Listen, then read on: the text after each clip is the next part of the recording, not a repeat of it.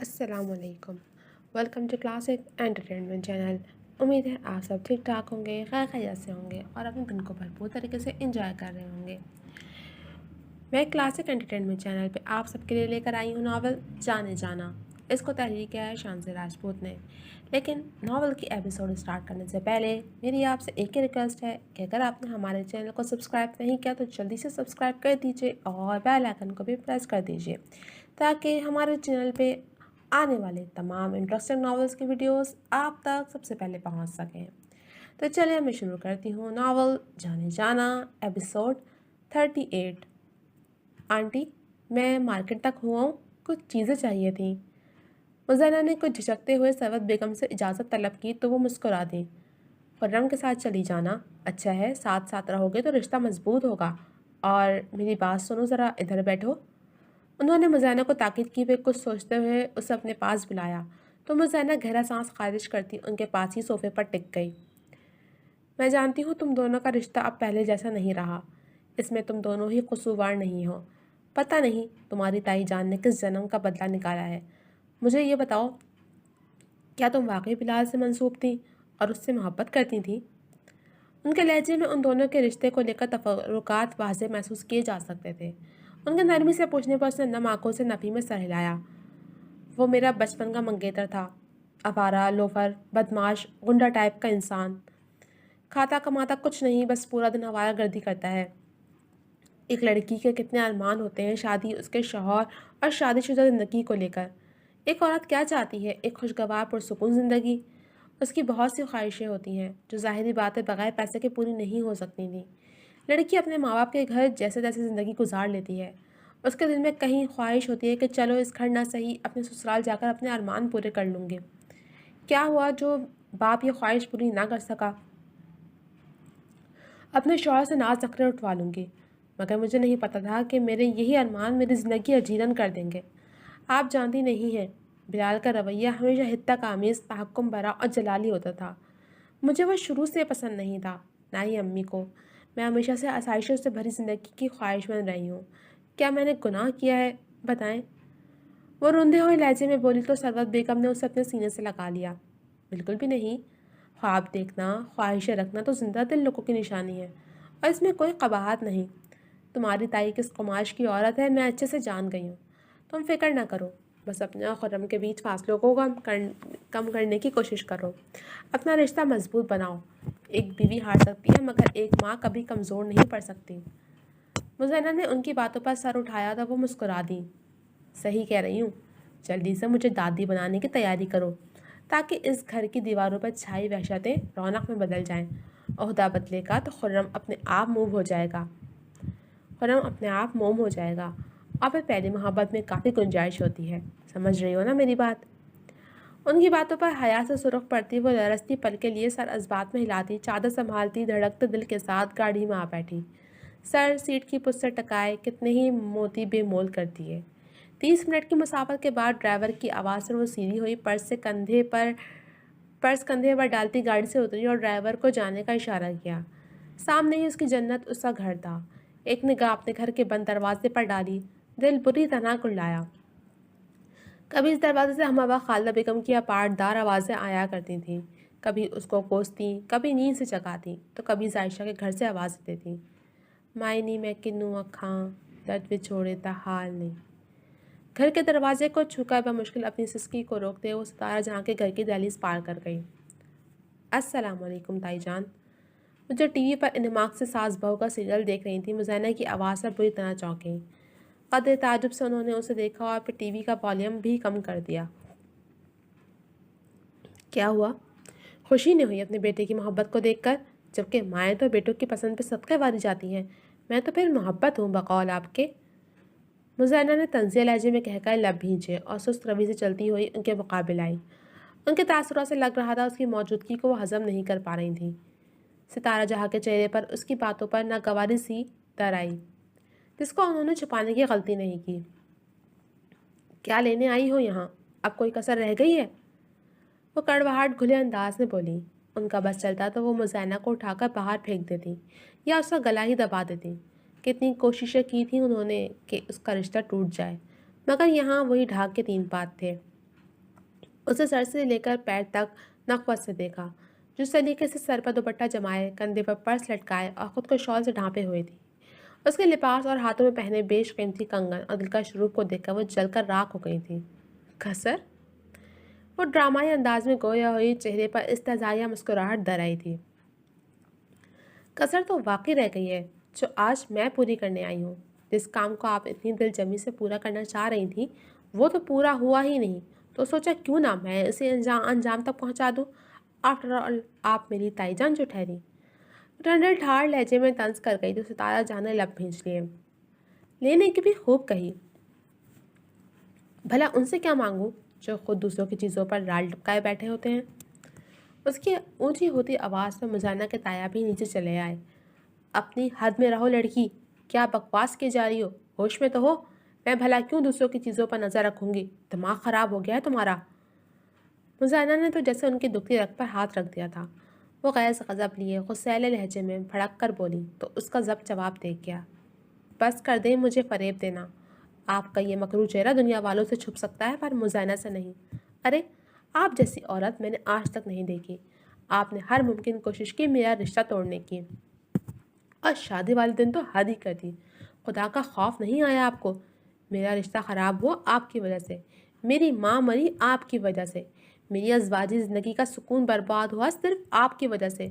आपकी कोई बेटी नहीं है ना? बेटी होती तो उसकी तकलीफ़ का अंदाज़ा होता आपको। वो ज़ब्त खोते हुए चीखी। आंसू कतार दर कतार सुर्ख आरज़ू पर बहते जा रहे थे।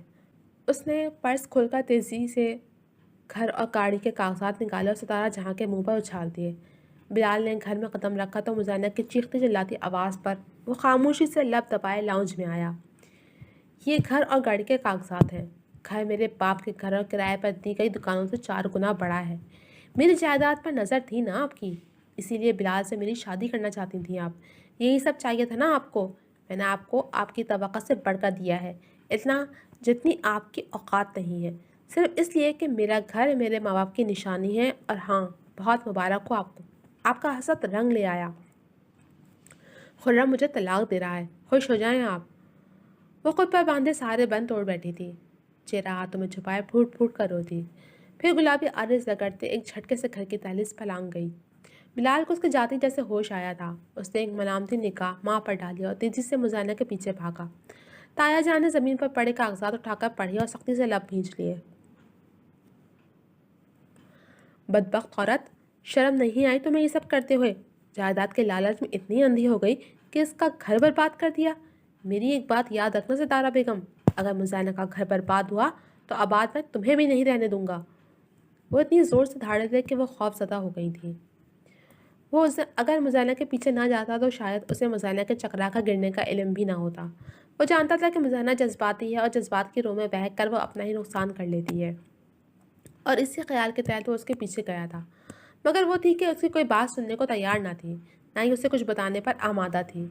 उसका सर इस कदर दुख रहा था, टेंशन इतनी थी कि वो चंद कदम ही चल पाई थी और फिर वो चकरा कर वहीं बिलाल के बर्फक संभालने पर उसके बाजू में झूल गई थी।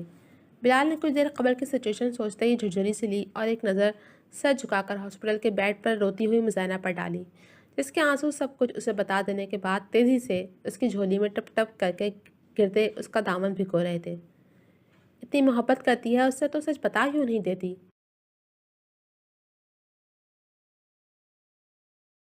बिलाल ने जांची नज़रों से उसे देखा। मियाँ बीवी का रिश्ता यकीन और भरोसे का मुतकाजी होता है बिलाल, और जिस रिश्ते में इन तकाज़ों का फरामोश कर दिया जाए उनका अंजाम ऐसा ही होता है जैसे मेरे और खुर्रम के रिश्ते का हो रहा है। वो चाहकर भी आंसू नहीं रोक पा रही थी। कभी कभी बोल देने से बिगड़ती बात बन जाती है। बिलाल ने कहा, तुझे लगता है कि मैंने कोशिश नहीं की होगी? बहुत कोशिश की, मगर शक किसी भी रिश्ते को दीमक की तरह चाट जाता है। वो ज़ख्मी अंदाज में बोलकर लब दबा गई। ताली 2 हाथ से बचती है मुजाना। अगरचे गलती खुर्रम ने की है, मगर तूने भी तो सोने पर सुहागा वाला काम किया है। क्या ज़रूरत है ये कागजात तैयार करने की, इतनी डिमांड करने की, उसके शक को यकीन में बदलने की? भला अंधे को क्या चाहिए होती हैं 2 आंखें? हद करती है तू भी। तुझे मुझसे एक दफ़ा तो जिक्र करना चाहिए था, मगर नहीं, तू अज़ल की ज़िद्दी बस गुस्से और जोश में उसके शुबहात को यकीन का पैरान दे गई। वो दुपटने वाले अंदाज में बोला। लहजे में सख्ती समोए वो हरगिज़ भी रियायत देने के मूड में नहीं था। وہ اتنی آسانی سے کیسے اس کی قربانی رائگہ کرنے جا رہی تھی؟ بلال کو افسوس ہوا۔ وہ مزینہ سے محبت کرتا تھا، وہ بچپن کی منگ تھی اس کی، مگر جب اس نے مزینہ کی آنکھوں میں خرم کے لیے بے پناہ محبت کے روشن ہوتے چراغ دیکھے تو اس نے خاموشی سے قدم موڑ لیے کہ وہ ان چراغوں کو گل کرنے کی ہمت نہیں رکھتا تھا۔ بھلا محبت بھی چھیننے سے ملی ہے کبھی؟ یوں بھی محبت تو نام ہے دینے کا۔ سو اس نے اپنی محبت خرم کی جھولی میں ڈال دی، مگر اس بات سے قطعی انجان تھا کہ اس کی اپنی ماں اس کی قربانی کو رائگہ کر رہی ہے۔ مجھے لگا تو بھی تائی جان کے ساتھ شامل ہے۔ بخدا اگر مجھے علم ہوتا کہ تیری نیت صاف ہے تو میں تجھے ضرور شیئر کرتی۔ وہ پھر سے سسک اٹھی۔ غلطی میری ہے، باہر کے چکروں میں گھر اور گھر کے لوگوں پر نظر رکھنا بھول گیا۔ خیر بگڑا تو اب بھی کچھ نہیں ہے، میں خرم سے بات کروں گا، سب ٹھیک ہو جائے گا، تو ٹینشن مت لے۔ اس کے سر پر ہاتھ رکھ کر وہ نرس کی طرف مڑا جو اسے کچھ ہدایت دینے آئی تھی۔ اس کی ہدایت سن کر مزینہ کو تاکید کرتا وہ ڈاکٹر سے اجازت لے کر مزینہ کو لیے باہر نکلا۔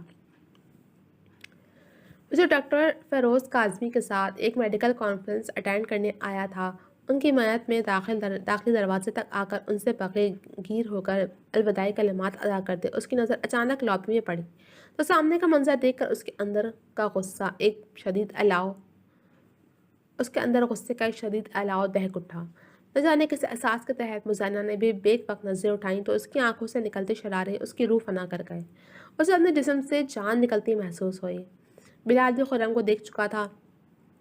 سچویشن ایسی تھی کہ پل بھر کو بھی وہ بھی تذبذب کا شکار ہو گیا۔ خرم نے جلتی آنکھوں سے مزینہ کے کندھے پر دھرا بلال کا ہاتھ دیکھا تو اس نے دھیرے سے اس کے کندھے سے ہاتھ ہٹائے۔ اس نے تو محض مزینہ کو سہارا دیا ہوا تھا۔ خرم دماغ کی ابھری ہوئی رگیں اس کے شدید اشتعال کا پتہ دے رہی تھیں۔ مٹھیاں پیچھے خود پر ضبط کرتے وہ ڈاکٹر فیروز سے ایکسکیوز کرتا لمبے لمبے ڈگ بھرتا اس تک پہنچا۔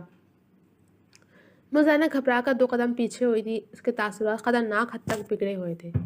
بے غیرت انسان، تیری ہمت کیسے ہوئی میری بیوی کو ہاتھ لگانے کی؟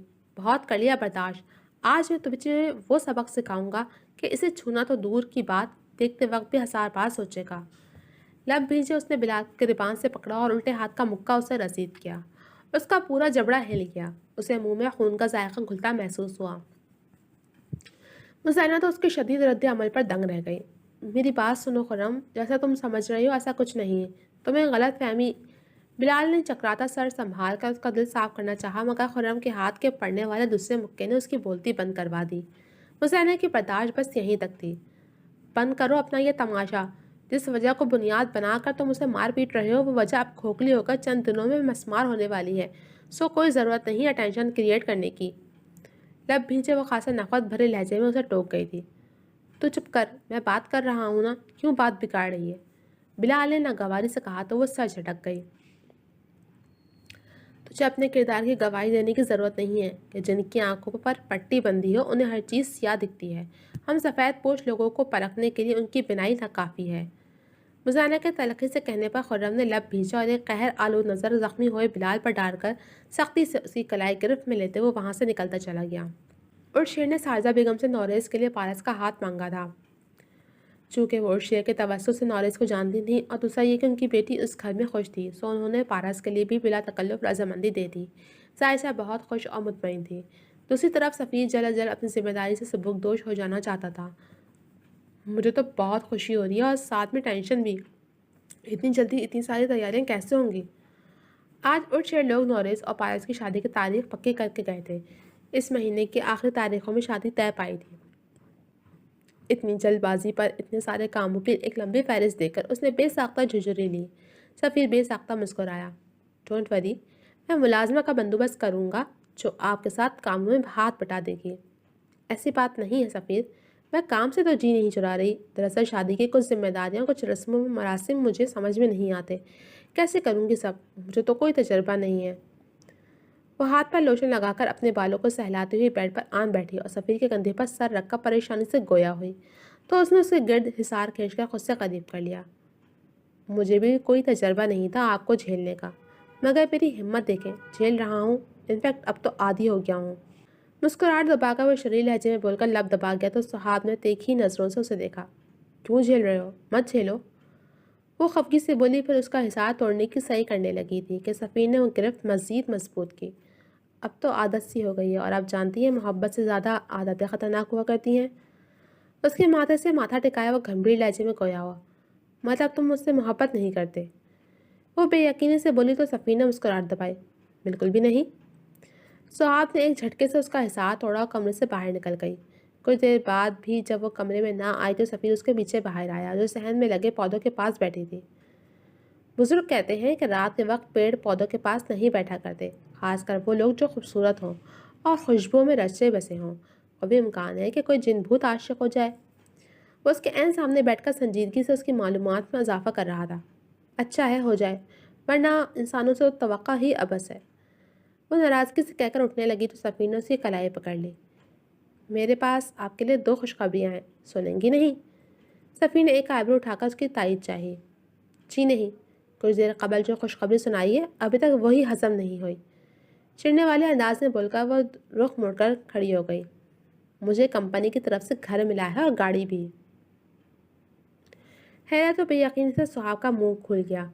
اوہ مائی گاڈ، کیا تم سچ کہہ رہے ہو؟ وہ خوشی سے پھولے نہیں سما رہی تھی۔ سفیر نے گھر اور گاڑی کی چابیاں نکال کر سہاگ کی ہتھیلی پر رکھ دیں۔ اٹس اے میریکل، میں نے صرف کتابوں اور کہانیوں میں پڑھا تھا معذرت کے بارے میں، آج دیکھ بھی لیا۔ کانٹ بلیو دس سفیر، تم ایک معمولی سے میکینک تھے اور دیکھو اللہ نے تمہیں کہاں سے کہاں پہنچا دیا۔ تمہاری محنت، تمہاری صاف نیت اور صبر اس قدر خوبصورت رنگ لایا ہے۔ وہ چابیوں پر ایک نظر ڈال کر متاثر کن لہجے میں بولی تو سفیر نے نفی میں سہلایا۔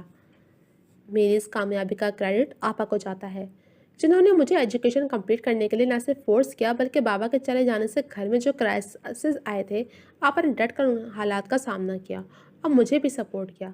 بہت کم لڑکیاں ایسی ہوتی ہیں جو اپنا آپ بھول کر دوسروں کے لیے جیتی ہیں۔ گہری رات میں سفیر کی گمبھیر آواز سنائی دے رہی تھی۔ اس کے لہجے میں بہن کے لیے محبت، عزت، مان کیا کچھ نہ تھا۔ میں بہت متاثر ہوں آپا سے، she is such a wonder woman. You know what سفیر، آئی تھنک ان چابیوں کو تم امی کے ہاتھ میں دینا، پہلا حق ان کا ہے۔ آفٹر آل انہوں نے تمہیں یہاں تک پہنچانے کے لیے ڈھیر ساری دعائیں جو کی ہیں۔ وہ چابیاں سفیر کو واپس کرتے ہوئے مسکرا کر بولی تو سفیر اس کی سوچ پر حیران ہوتا اٹھ کھڑا ہوا۔ ہر گزرتے دن کے ساتھ آپ مجھے حیران کر دیتی ہیں اور یوں دن بہ دن میری آپ کے لیے محبت میں اضافہ ہوتا جا رہا ہے۔ سفیر نے اس کے چہرے پر جھولتی لٹ کو کھینچا۔ تم نا ایک نمبر کے جھوٹے انسان ہو۔ سفیر نے اس کے کندھے پر مڑ کے برسائے اور خفگی سے گویا ہوتے ہوئے اٹھ کر کمرے کی طرف بڑھ گئی تو سفیر ہنس دیا۔ جی تو جناب، اب تک کے لیے صرف اتنا ہی۔ کیسی لگی آپ کو یہ ایپیسوڈ؟ کمنٹ سیکشن میں اپنی رائے کا اظہار ضرور کیجیے گا۔ جلد ملوں گی آپ سے اگلے ایپیسوڈ کے ساتھ، تب تک کے لیے اللہ حافظ۔